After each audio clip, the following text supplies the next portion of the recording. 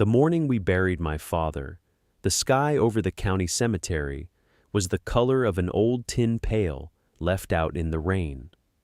There was no wind. The flag at the gate hung limp against its pole, and the leaves on the maples had already begun to turn the color of rust. I stood at the foot of his grave in the black memorial dress my mother had been buried in 28 years before. My faded denim jacket pulled tight across my shoulders. Against a cold I could not entirely blame on the weather. I was 60 years old that October. My name does not matter to this story. What matters is the deed. I should tell you, before I tell you anything else, what kind of man my father was. He was the kind of man who walked his fence line every Sunday after church, in any weather, with a fence-pulling tool over his shoulder and a small canvas pouch of staples on his belt, mending what the deer and the snow had loosened in the week.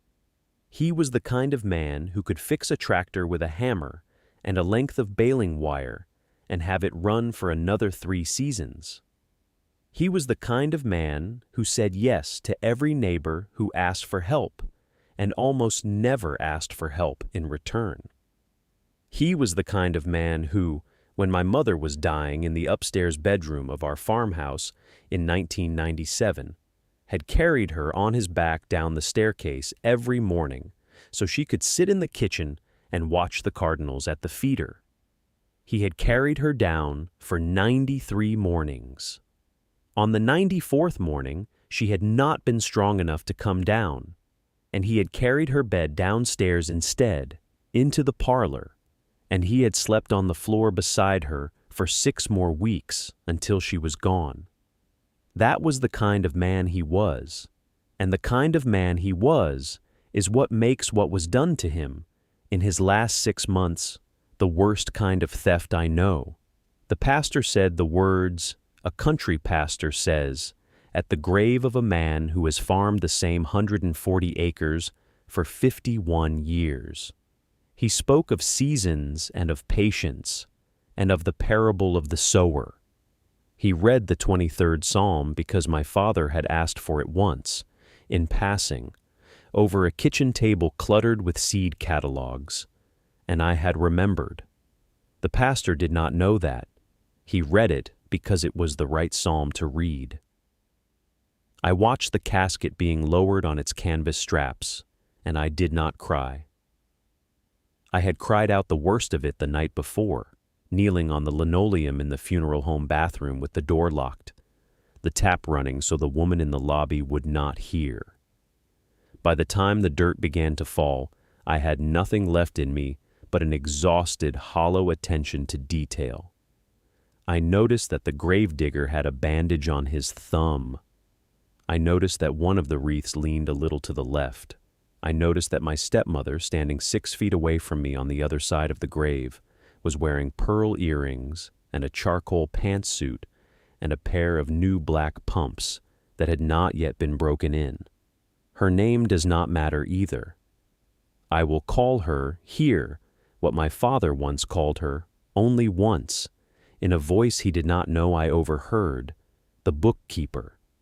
She had been his bookkeeper, then his wife, for the last 11 years of his life. Beside her stood her son and her daughter from her first marriage, the step-siblings I had never quite learned to call siblings. The son was 41, the daughter was 38. They both wore black wool coats that looked too new, and they both held their phones face down, in the way of people who very badly want to look at their phones. When the service ended, my stepmother walked over to me and laid a gloved hand on my forearm and said, in a voice pitched for the people standing nearest, "We're so glad you came, dear." As though I were a guest, as though my father had not raised me on the porch of the house at the top of that gravel driveway, as though I had not learned to read sitting on his knee in the kitchen of that house, with the radio playing the farm report and the kettle whistling on the stove. I said, "Thank you for arranging the service." I said it because my father had taught me that good manners are the last weapon a person has when nothing else is left. She smiled, and the smile did not reach her pale blue eyes, and she walked away. I had met her, the bookkeeper, 11 years before, at a Thanksgiving table at which my father had introduced her with the awkward, careful pride of a widower who has decided, at last, to be alive again. I had wanted, very badly, to like her. I had brought her a small jar of the strawberry jam I put up every June from my own back garden.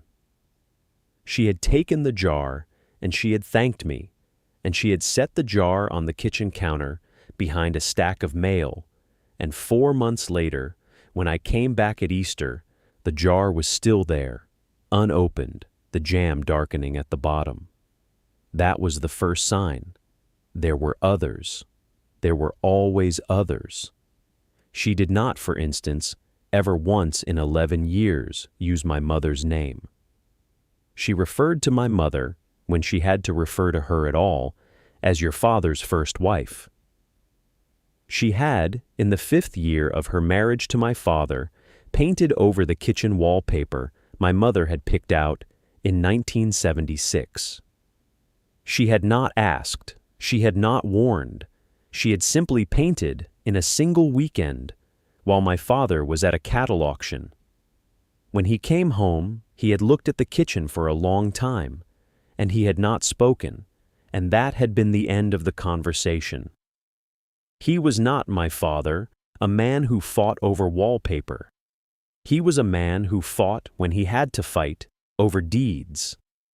That was the first day, the day of the funeral. I drove out to the farmhouse that afternoon to pick up the small overnight bag I had left in the upstairs guest room when I had arrived from the city 3 days before. The drive from the cemetery to the house was 11 miles of 2-lane blacktop, past the feed store with its peeling Purina sign, past the Methodist church where my parents had been married in 1963, past the cornfield that had once been a pumpkin patch when I was a girl. I drove with the window cracked because the inside of the car still smelled of the lilies from the funeral, and I needed the cold air of the field on my face. When I turned onto the gravel drive, I saw the white-painted iron gate at the foot of it, standing open the way it had always stood open in the daytime, except for the stretch of years when my mother had been dying and my father had not had the heart to bring the cattle in.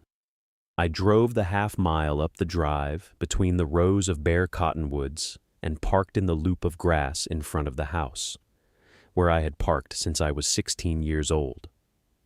The farmhouse is a 2-story 1920s clapboard farmhouse, white paint peeling in long curls from the south wall, dark green shutters at every window, a wraparound porch with a single rocking chair on the east side where my father took his coffee at first light.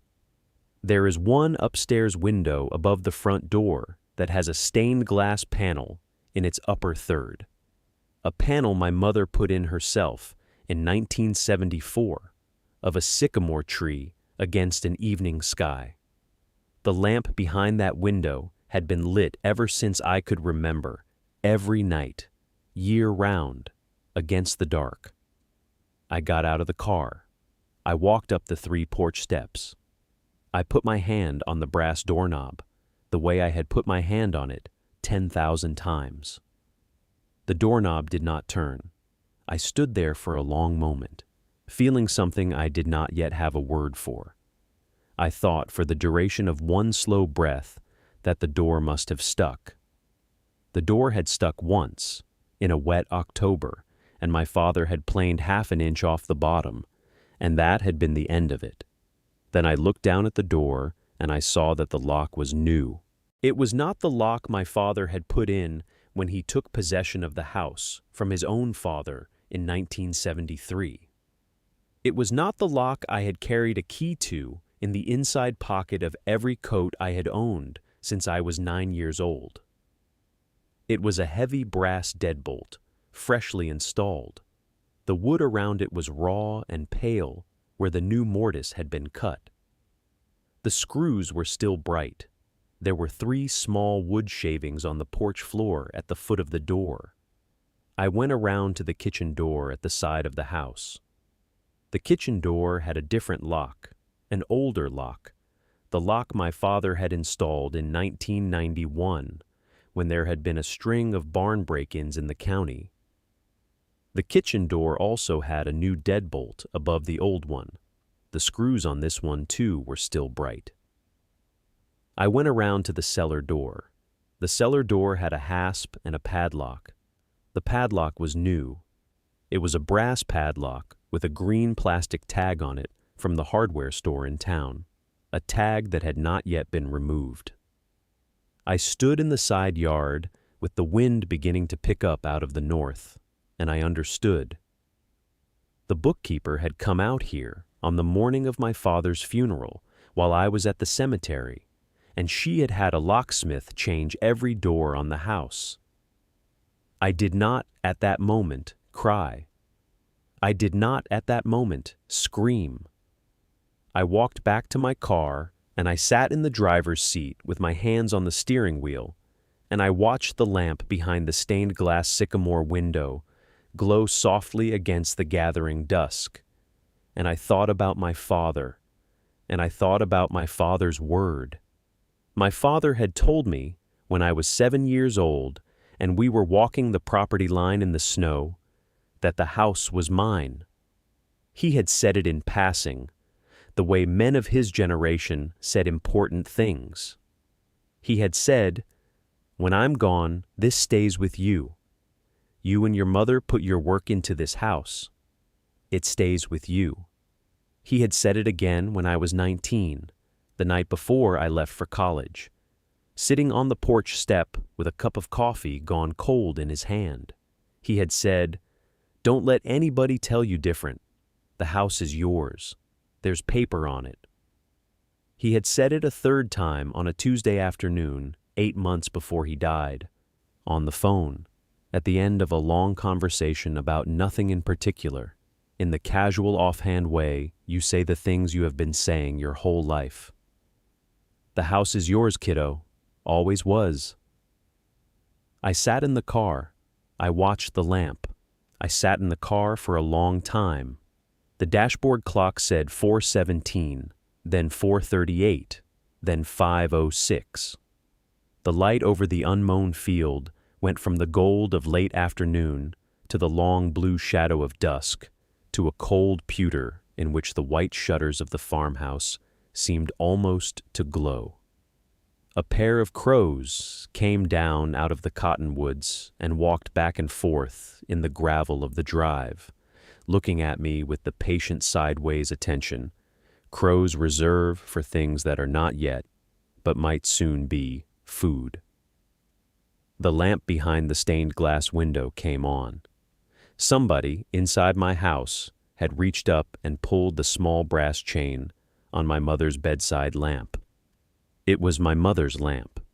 She had bought it in 1971 at an estate sale in the next county over, with the egg money she had saved for 3 months, and the shade was a faded rose silk, and the brass chain had a small enamel acorn on the end of it, and somebody who was not my father and not my mother and not me had reached up and pulled that chain.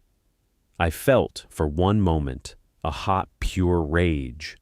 It rose in my chest like a cup filling, and then it crested, and then it broke, and what was left under it, when it had drained away, was not rage at all. It was clarity, the kind of clarity that comes once or twice in a life, when you understand quickly and without any decoration exactly what kind of fight you are now in. After a while, I picked up my phone, and I called the only person in the county I trusted to give me a straight answer. I called the sheriff. The sheriff and my father had gone to the same one-room high school in 1962. They had played on the same 6-man football team. They had hauled hay together in 2 consecutive summers as teenagers for $1 an hour. The sheriff had been a pallbearer that morning. He had carried the head of the casket. He had wept openly in the front pew. The phone rang 3 times. Then the sheriff picked up, and he said in his slow, weathered voice, "How are you holding up, hon?" I said, "I'm sitting in my car at the foot of the driveway. The locks are changed. All of them. I can't get into the house." There was a silence on the other end of the line. It was the long silence of a man who has just been told something he has, in fact, half expected. He said finally, "Are you in the car right now?" I said yes. He said, "Don't go anywhere. Don't try the windows. Don't break anything. Stay in the car. I'm coming out there." I said, "It's getting dark." He said, "I know." He came out 20 minutes later in the cruiser, and he parked in the gravel beside me, and he got out and walked all the way around the house with me, his cowboy hat in his hand against the wind. He looked at the new deadbolt on the front door. He looked at the new padlock on the cellar. He looked at the wood shavings on the porch. He let out a long, slow breath through his white mustache. He said, "When did this get done?" I said, "Sometime today. The shavings are still fresh." He said, "Have you spoken with her?" I said, "She told me at the graveside that she was glad I'd come, as if I were a guest." The sheriff was quiet for a long time. He stood with his hat in his hand, and he looked up at the stained glass window, and the lamplight caught in his weathered gray eyes, and I saw for one moment the 16-year-old boy who had sat in a hayloft with my father and made plans for a life. He said, "Hun, I can't break that lock for you tonight, not without a court order or a deed in my hand. You know that." I said, "I know." He said, "Where you sleeping tonight?" I said, "I'll figure it out." He said, "There's a motel on the highway." I said, "I'll figure it out, Sheriff. Thank you." He said, "Don't break anything. Don't give them an excuse. You hear me?" I said, "I hear you." He put his hat back on. He stood at the open door of the cruiser.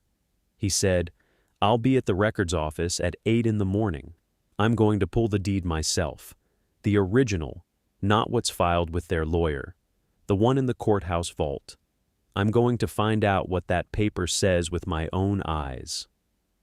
I said, "Thank you." He said, "Your daddy was the best friend I ever had." He drove away. The taillights of the cruiser receded down the long gravel drive and turned out at the gate, and the sound of his engine faded into the sound of the wind in the cottonwoods. And then there was no sound at all but my own breathing and the creak of the porch boards in the cold. I went back to the car. I had my overnight bag in the trunk, the bag I had taken to the funeral home that morning, the bag I had not yet been able to bring inside the house. I pulled the back seat down flat. I had a wool blanket in the trunk that I kept for emergencies. I had a half bottle of water and a half-eaten sandwich from the gas station on the road in. I rolled the windows up. I locked the doors. I lay down on the back seat with the wool blanket pulled up to my chin, and I watched through the rear window, the lamp behind the stained glass sycamore window, and I waited for sleep. That was the first night. I will tell you about all 9 nights, because the nights were the worst of it, and because the nights are what made the morning of the 10th day what it was. I will not pretty them up. I will not skip over the bad parts. If you have ever waited out a long, cold thing on the wrong side of a door that ought to have been yours, you will recognize the shape of these nights. If you have not, then I want you, before you decide what you would have done, to imagine them honestly. The first night, the temperature dropped to 28 degrees Fahrenheit. I woke at 3 in the morning with the inside of the car windows fogged white, and my breath coming out in plumes. I had to start the engine 3 times before dawn, just to keep my hands from going numb. The fuel gauge, I noticed, dropped half a quarter every hour I idled. I had a quarter tank when I parked. I did the arithmetic in the dark, the way you do arithmetic in the dark when there is nobody to do it for you, and I understood that I would have to choose, for as many days as this lasted, between fuel and food, or fuel and warmth, or warmth and food. Pick any two, not three. When I finally fell asleep again toward the gray beginning of the morning, I dreamed of my father walking up the driveway with a lantern in his hand, calling my name. I woke crying. The second night, my stepmother's son drove down the driveway in his black pickup truck and parked 30 feet from where I was sitting in my car, and he got out and stood with his arms crossed and stared at me through my windshield for 10 minutes without saying a word, and then he got back in his truck and drove away. I did not roll my window down. I did not unlock the doors. I sat with my hand on my phone with the sheriff's number already dialed and waiting for the press of one button. When the truck disappeared down the drive, I started shaking, and I could not stop for an hour. The third night, it rained. The rain came down hard out of the north, and it drummed on the metal roof of the car for 6 straight hours. I had not eaten since noon. I had a sleeve of saltines and a tin of sardines I had bought at the gas station, and I ate them with my fingers in the dark, sitting up in the front seat, watching the rain run down the windshield in sheets, watching the lamp in the upstairs window of my own house, behind which strangers were sleeping. The fourth night, my stepmother herself came down the driveway in the daughter's silver sedan. The two of them got out and stood on the porch, and the stepmother shouted into the dark that I was trespassing. She shouted that she had called her lawyer. She shouted that the police would be coming to remove me. The daughter held a phone up the entire time and recorded. I sat in the driver's seat, and I did not move. I did not respond. I had decided by then that I would not give them a single word they could use. They left after 20 minutes. The police did not come. They had not, I learned later, actually called anybody. The fifth night was the worst. The fifth night was the one when I almost broke. The fifth night was a Tuesday, and Tuesday had been my father's night for calling me on the phone. He had called me every Tuesday at 7 in the evening for the last 42 years. He had called me when I was in college, and he had called me when I was working 3 jobs in the city, and he had called me when I was 45 and going through my divorce, and he had called me when I was 50, and my mother's anniversary was hard, and he had called me last Tuesday, 8 days before he died, to ask if I had remembered to put antifreeze in my car. The fifth night, at 7 o'clock, sitting in the driver's seat watching the lamp behind the stained glass, I picked up my phone out of pure reflex, and I started to dial his number, and I had to stop with my thumb hovering over the last digit, and I sat there and I said his name out loud in the empty, cold car, and the empty, cold car gave me nothing back. I did, that fifth night, almost give up. I will tell you the truth about it. I sat in the driver's seat with my phone in my lap, and I thought, very seriously, about driving to the motel on the highway. I thought about a hot shower and a real bed and a door that locked from the inside. I thought about how nobody would blame me. I thought about how my back ached and my neck ached and my eyes burned, and how I had not had a hot meal in 4 days. I thought about how if I left, even for one night, the bookkeeper would tell her lawyer that I had abandoned the property, and the lawyer would put it in a filing, and the filing would go in front of a judge who did not know me, and that judge might decide that abandonment was abandonment. And then I thought about my father carrying my mother down the stairs 93 mornings in a row. I thought about him not setting her bed down until he had a better place to set it. I thought about the kind of patience that is not patience at all, but rather a refusal to leave a thing unfinished. And I put the phone down on the passenger seat, and I pulled the sleeping bag tighter around my shoulders, and I stayed. That is the fifth night. I want you to understand it. I want you to understand that there is a difference between a thing you have decided to do and a thing you have decided not to stop doing. The first is a choice. The second is a vow. The fifth night was when I made the vow. The sixth night, the temperature dropped to 19 degrees. I had bought a sleeping bag at the farm and ranch store in town. That afternoon, I had been afraid to drive out to the highway for groceries, because I was afraid that if I left the foot of the driveway, even for an hour, they would find a way to call it abandonment. I had become superstitious about the gate. I slept in the sleeping bag inside the wool blanket in the back seat, and in the morning my eyelashes were stuck together with frost. The seventh night, an old friend of my father's, a man who had farmed the next quarter section for 30 years and who had heard, somehow, what was happening, drove out at dusk and left a thermos of soup and a brown paper bag of bread on the hood of my car without saying a word. He honked the horn twice, gently, as he drove away. I cried for 10 minutes over a thermos of chicken soup. I had not realized, until that moment, how little kindness I had been receiving. The soup was a thin cream-colored broth with shreds of white meat and slivers of carrot and a single bay leaf floating at the top. The bread was a heel cut from a homemade loaf, still soft in the center.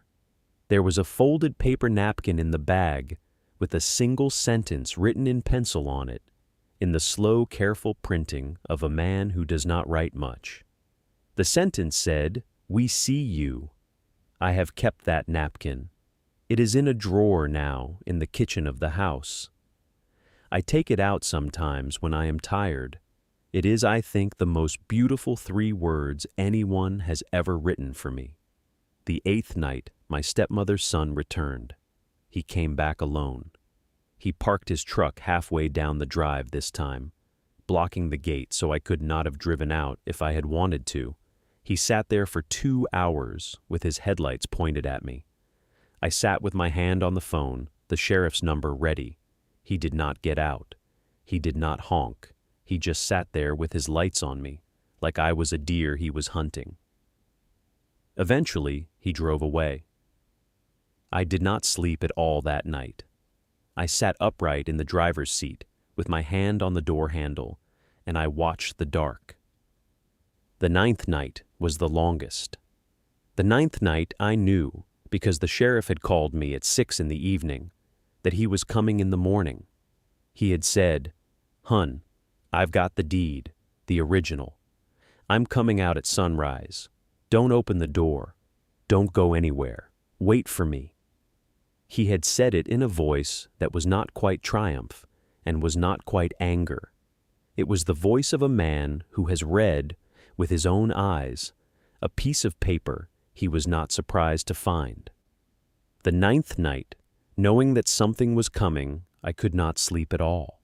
I sat in the front seat with the sleeping bag pulled around my shoulders, and I watched the lamp in the upstairs window go out at 10 and come back on at 1 in the morning and go out again at 4.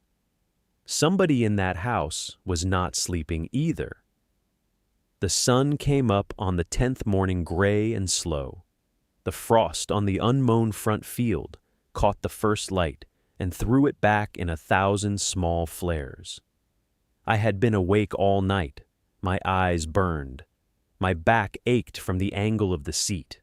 I had not changed my clothes in 3 days.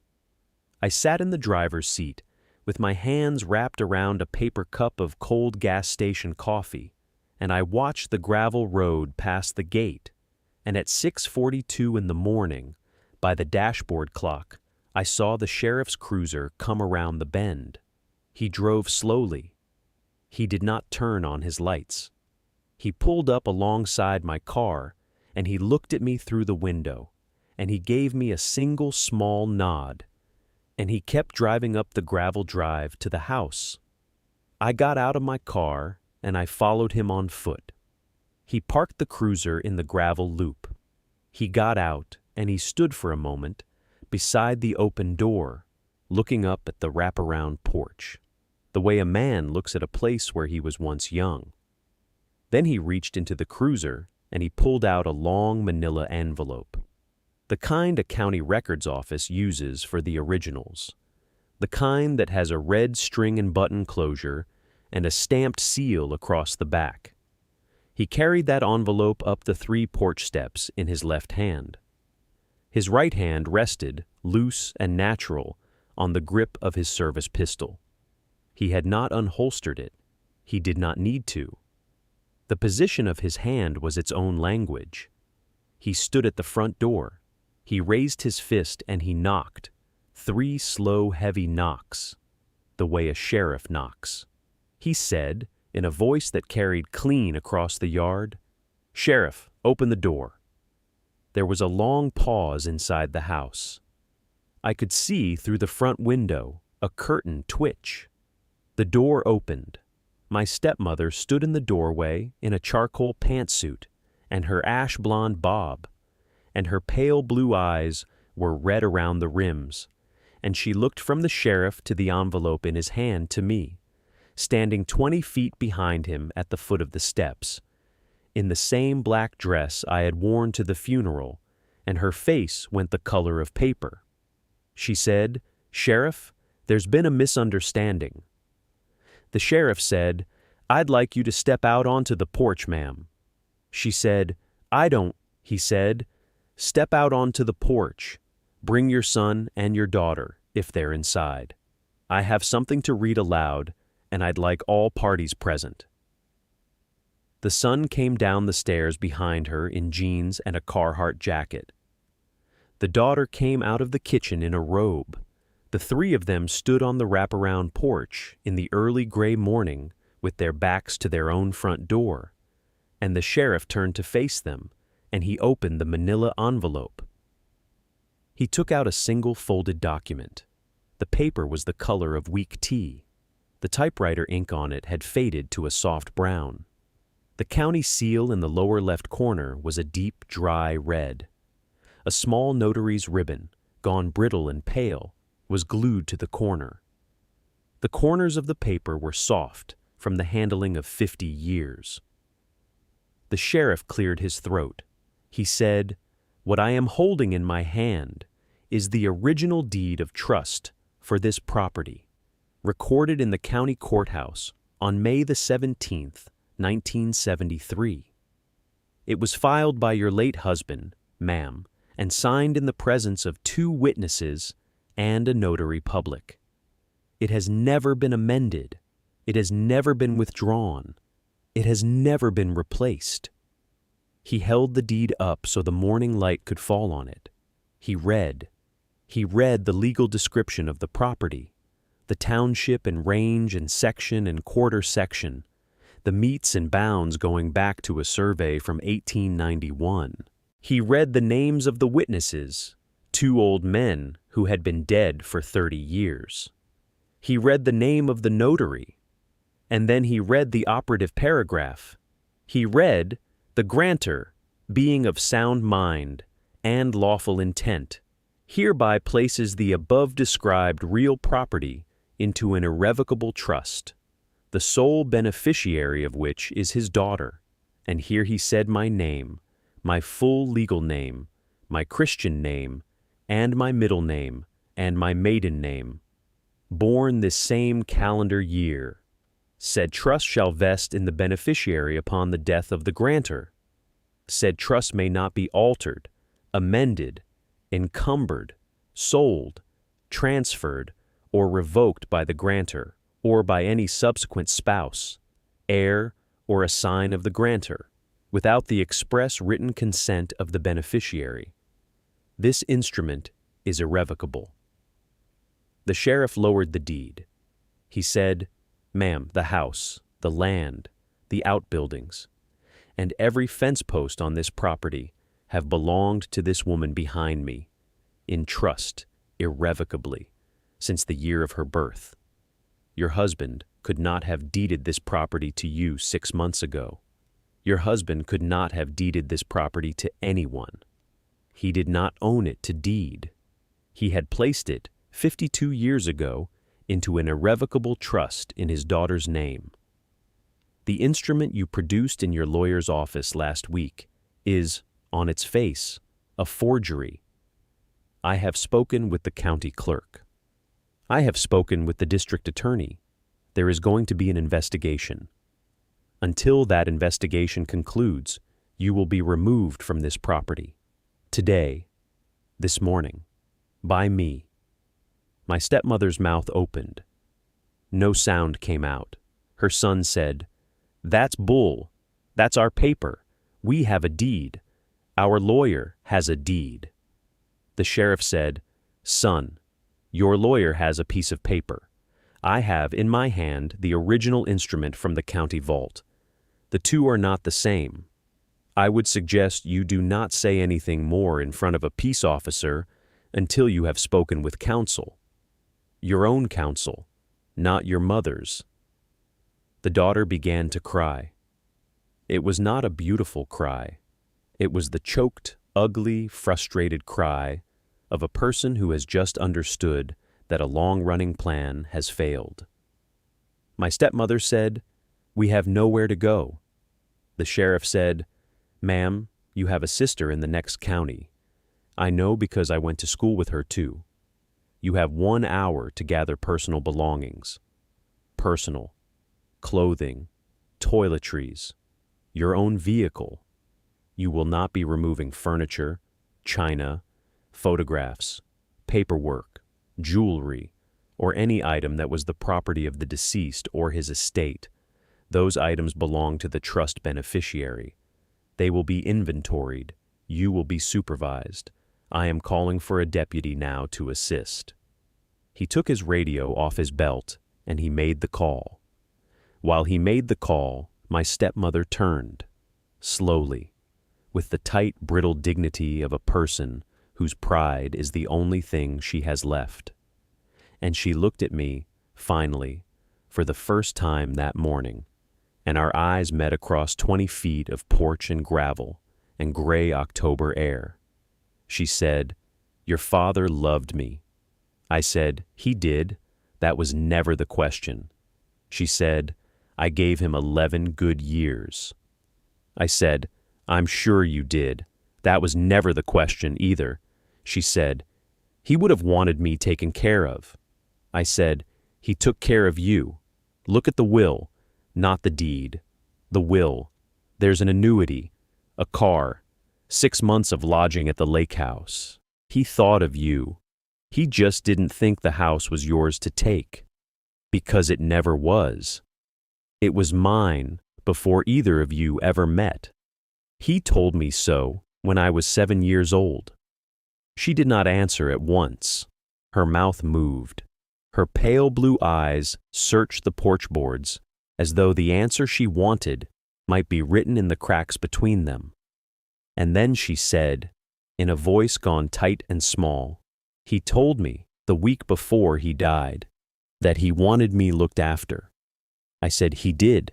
He told me the same thing, the same week. He called me from the hospice and he asked me to make sure you got the lake cottage and the annuity and the car. He said you'd been good to him in the years that were good. He said he was grateful. And then he said, and I will not forget this, because I wrote it down 10 minutes after the call. He said, but the farmhouse stays where it has always been. The farmhouse stays with my daughter. That paper was set in 1973, and it is set still. He said that to me, on the phone, from his hospice bed, with a nurse in the room as a witness. The nurse will testify. The bookkeeper closed her eyes. She did not cry.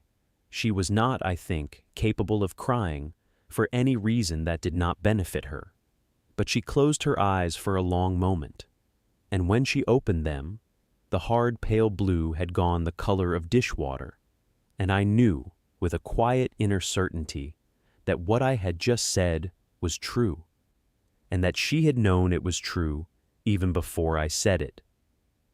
She turned and she went into the house, and her son and her daughter went after her. And the sheriff stood on the porch with his hand on his belt and his eyes on the door, and I came up the 3 steps and stood beside him. He did not look at me. He kept his eyes on the door. He said quietly, "You did well, hun." I said, "I had 9 nights to think about what I was going to say." He said, "You did well." It took them an hour and 40 minutes to leave. The deputy arrived and stood in the kitchen and watched as my stepmother packed 2 suitcases. The son packed a duffel bag. The daughter packed a backpack. They did not speak to me. They did not speak to the sheriff. The stepmother tried once to take a small framed photograph off the mantelpiece, a photograph of herself and my father at a wedding 6 years before, and the deputy stopped her gently, and she set the photograph back down with a hand that shook. When they were finally gone, when the silver sedan and the black pickup truck had disappeared down the gravel drive and through the white-painted iron gate at the bottom of the hill, the sheriff turned to me on the porch, and he reached into the inside pocket of his uniform jacket, and he took out a small key. It was a brass key, old, worn, the teeth of it dulled by half a century of turning in the same lock. It was tied with a piece of red garden twine to a small wooden tag on which my father's handwriting, in pencil, had written one word: house. The sheriff said, "The clerk found this in the courthouse vault, paper-clipped to the original deed. Your daddy filed it there in 1973. He filed it with the deed for safekeeping. He must have figured you'd need it someday." I took the key. My hand shook. I had not known, until that moment, how tired I was. I had not slept properly in 9 nights. I had not eaten a hot meal in 5 days. I had not stood inside my own house in 11 days. I held the small brass key on its red twine in the palm of my hand, and I looked at my father's handwriting, and I thought, in the quiet inner voice in which one thinks the truest things, "You knew, all those years, you knew this might happen, and you put the key with the deed, and you made sure the right man would find it." The sheriff opened the front door for me. The new deadbolt had been left unlocked when the bookkeeper went out. He pushed the door wide and he stepped back. I went in. The smell of the front hall was the smell I had carried in my body since I was a child. It was the smell of cedar and old wool, of wood stove smoke and yellow soap, of the rosemary my mother had hung on the wall in 1984, and which had, somehow, never been thrown away. The pine boards of the floor under my brown ankle boots gave the small, familiar creak in the spot they had always given it. The third board from the entry, the one my father had meant to fix and had never gotten round to. The grandfather clock at the foot of the stairs, which my grandfather had brought up from Tennessee in 1914, was wound and ticking. Someone, in the days they had been here, had kept it wound. I will give them that. I walked through the front hall. I went into the kitchen. I stood for a long time in the doorway of the kitchen, because the kitchen had been changed. The bookkeeper had moved my mother's blue enamel kettle off the stove. She had taken down the wooden plate rack my father had built in 1978. She had put up a metal magazine rack instead, on which had been balanced a stack of decorating catalogs. She had moved the kitchen table from its place by the south window, the place where it had stood since the house was built. the place where it caught the morning sun. To the center of the room, under the ugly fluorescent ring light she had installed in place of my mother's pewter pendant lamp. She had repainted the cabinets a pale, joyless gray. The sheriff stood behind me in the doorway, his hat in his hand, and he saw me see the kitchen. He said, "You'll put it back." I said, "I'll put it back." I put it back. It took me a year. I will tell you about the year in a single small breath, because the year is not the story. The story is the deed. I put the kitchen table back under the south window, where it caught the morning sun. I took down the fluorescent ring. I rehung the pewter pendant lamp from its old hook in the ceiling. I scraped the joyless gray off the cabinets, and I sanded them back to bare wood, and I varnished them, and they came up the color of honey, the way they had been when my mother was alive. I rehung the wooden plate rack. I put the blue enamel kettle back on the stove, and I boiled water in it on the first cold morning of November, and I made a pot of tea, and I drank it, standing at the south window, watching the cottonwoods in the wind. I went through every drawer in the house. I made an inventory in a black leather notebook with a pencil tied to its spine. I noted, on the first day, that my mother's pearl earrings were missing from the small painted tin box on her bureau. I noted, on the second day, that my father's pocket watch, the one his own father had carried in 1918 across the trenches in France, was missing from the top drawer of the roll-top desk in the parlor. I noted, on the third day, that an entire bookshelf of farm ledgers from the years 1973 through 1994 had been removed from the office. I telephoned the sheriff. He drove out the next morning. He took the inventory. He told me the items I had named would be added to the criminal complaint. Most of them were recovered, eventually, from a storage unit the bookkeeper had rented in the next county. The pocket watch came back to me in a small padded envelope 8 months later, wrapped in tissue paper, with a chain of custody form stapled to the outside. I sat at the kitchen table and I unwrapped the watch and I held it in my palm and I wound it. And it began, after 20-some years of silence, to tick. It is ticking still. It is on the mantel above the wood stove, between a tintype of my grandmother and a photograph of my father at 16 on a pony, and you can hear it from the kitchen if the house is otherwise quiet. I did the outside of the house in the spring. I scraped the worst of the peeling paint off the south wall, and I primed it, and I painted it, 2 coats on a stepladder, in May. I cleaned the gutters. I rebuilt the rotted bottom step on the porch. I oiled the hinges of the wraparound porch door, which had squeaked since I was 12. I dragged my mother's rocking chair out of the hayloft, where it had been wrapped in canvas for 6 years, and I sanded the runners and recanes the seat with strips of split oak that I cut myself, and I set the chair on the east side of the porch, opposite my father's, and I sat in it for the first time on an evening in late May, with a glass of iced tea in my hand, and a barn swallow building a nest in the eaves above my head.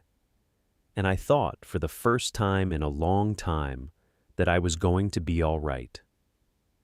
I did not, that first month, sleep in my parents' bedroom.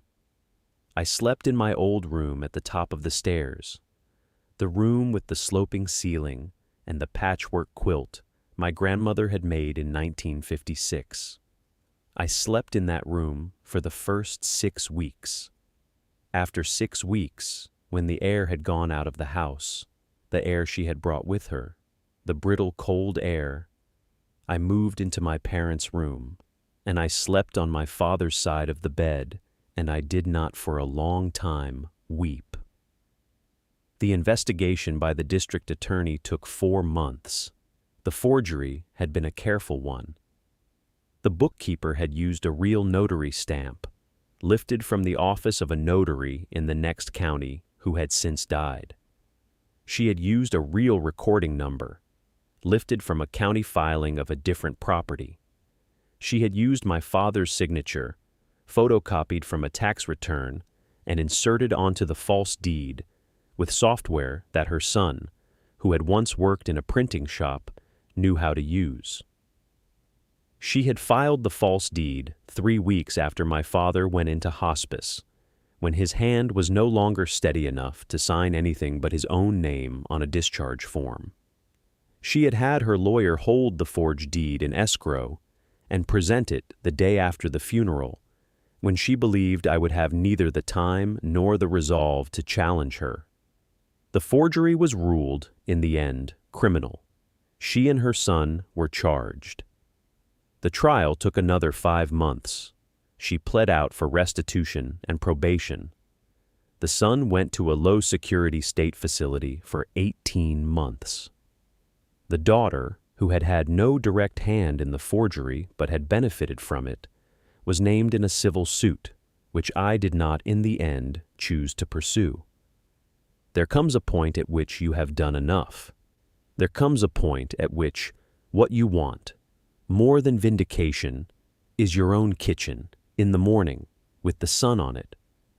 I want to say a word, here, about the people in the county who showed up. There were many of them. They showed up in small ways, and they kept showing up.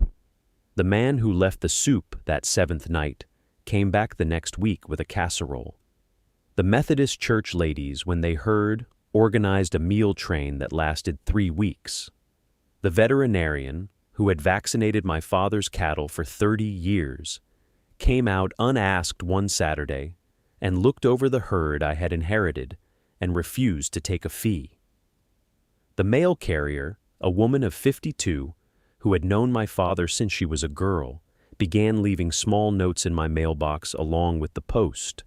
A hand-drawn picture of a cardinal one week, a sprig of pressed lavender from her own garden the next, and once, just once, a folded piece of notebook paper on which she had written, "He would be proud."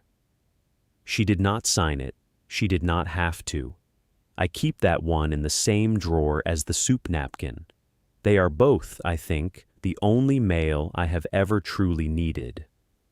People will tell you when something like this happens that nobody helps anymore, that the country has gone hard, that neighbors are not what they were. I am here to tell you that is not true. The country is not gone hard. There are still people in it, in every county, who watch when something is wrong, and who quietly, without fanfare, decide to be the kind of person their grandparents were. They are not loud. They do not post about it. They do not want your thanks, but they are there. They were there for me. The story of the deed is the story of one piece of paper, but the story of the year afterwards is the story of how a community, when it sees a wrong done to one of its own, will close around her like a hand closing around a small hot ember to keep her from going out. The sheriff retired the spring after the trial. I baked him a pecan pie and brought it to his retirement supper at the VFW, and I sat next to him at the long table, and I said, in a voice that only he could hear, "You gave me back my father's house." He said, in a voice that only I could hear, "Your father gave you back your father's house. 52 years before any of us knew you'd need it. I just carried the paper up the hill." He died 18 months later.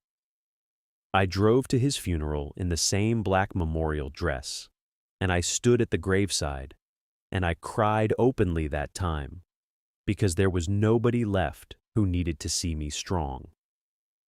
The next October, on the first anniversary of my father's death, I planted a sycamore by the white-painted iron gate at the foot of the driveway. I planted it because my mother had loved sycamores. She had put the stained glass sycamore panel into the upstairs window in 1974 because she said a house needed a witness tree, and she had meant to plant a real one, and she had not got around to it before her own diagnosis, and the witness tree she had planned had never been planted.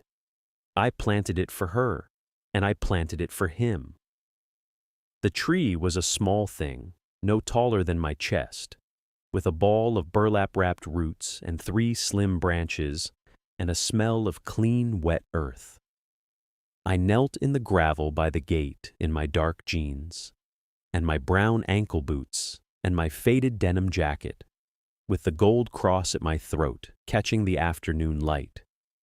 And I dug the hole with my own hands, and I set the tree, and I watered it with a bucket I carried up from the kitchen sink. I stood up. My back hurt. My knees were stiff. I was 61 years old by then. I looked back up the long gravel drive at the house, the white-painted clapboard, the dark green shutters, the wraparound porch, the rocking chair on the east side, the lamp behind the stained glass sycamore window, lit again every night, year-round, against the dark. And I said out loud in the cold October air, "I'm home, Daddy, I'm home." The sycamore is 12 feet tall now. It is not yet old enough to call a witness tree, but it will be. I want to tell you, before I close, what I have learned about deeds. Real deeds, not the forged kind. A real deed is a small piece of paper that contains, in language 150 years old and not a word of it accidental, the entire weight of a family's intent. It is a vow that outlasts the voice. It is a memory the courts agree to keep on your behalf. The bookkeeper had counted on the deed being a kind of suggestion, the way most things are suggestions in the world she had moved through. She had counted on me being tired. She had counted on me being a city woman now, a soft woman, a woman who would not know the difference between a recording number and a forgery, between a notary stamp on a clean piece of paper and a notary stamp on the right piece of paper. She had counted on grief making me sloppy. She had counted on the law being slow. She had counted on every reasonable thing a reasonable thief counts on. What she had not counted on was that my father, 52 years before any of this, had not been making a suggestion. He had been making a vow, and he had filed the vow in the only place the vow could not be unmade, in a county courthouse in 1973, with 2 witnesses and a notary and a small brass key on a piece of red garden twine.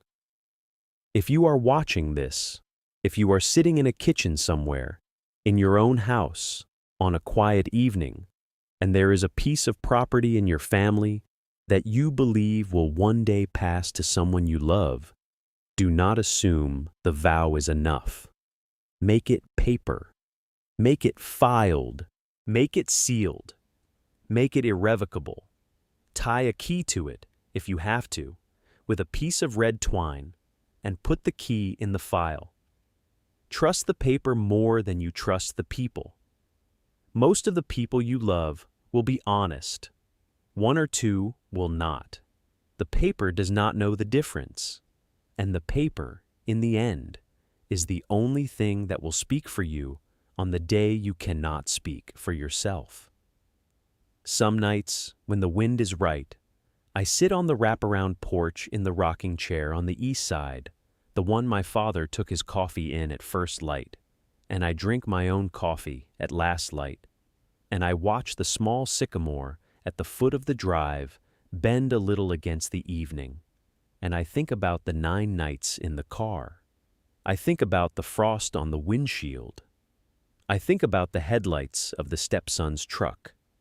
I think about the cold cup of coffee on the dashboard at 6:42 on the 10th morning, and the cruiser coming round the bend. I think about the manila envelope. I think about the small brass key on a piece of red garden twine, with one word written in my father's pencil: house. I think about how my father, 52 years before he died, sitting in a county courthouse in 1973, with the ink still drying on a deed of trust, had reached into his pocket and pulled out the front door key and tied it with a piece of red twine to the deed and slid the whole thing across the desk to the clerk and said, in the slow, weathered voice he had passed down to all of us, "Keep that for her. She'll need it someday." He had not known, that day, who I would grow into. He had not known the bookkeeper. He had not known about the forgery. He had not known the sheriff would still be alive in 52 years to walk the paper up the hill. He had only known that he had a daughter, born that same calendar year, and that the house was hers, and that paper outlasts memory, and that some doors must never be opened by the wrong hand. The lamp in the upstairs window burns every night. I trim the wick. I keep the kerosene full. I do it because my mother started it in 1974, and my father carried it on for 51 years, and now it is mine to carry, and the next person who carries it will be a niece I am teaching to do it, a girl of 15 who comes out on weekends now from the city, who sits on the porch with me and asks about her grandfather, and to whom I am slowly, quietly beginning to tell this story. I am telling it to her on porches, in pieces, the way good stories should be told.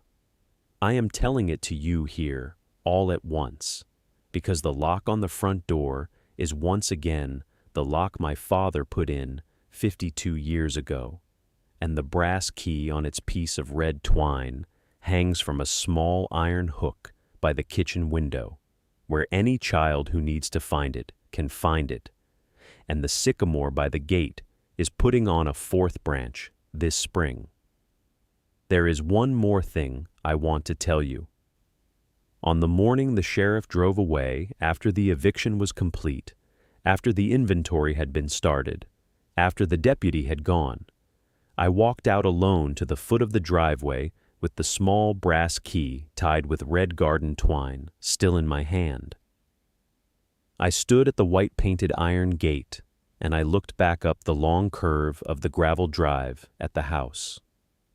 The wraparound porch was empty. The rocking chair on the east side was still. The lamp behind the stained glass sycamore window was burning, even in the morning, because I had not yet thought to turn it off, and I have not, in the year since, turned it off again. And I said out loud, into the cold October air, the words I had not been able to say at the funeral, the words I had not been able to say in the back seat of the car for 9 nights, the words I had not been able to say to the bookkeeper on the porch. I said, "Daddy, thank you, for the paper, for the key, for trusting me to be the kind of woman who would wait." The wind moved in the cottonwoods.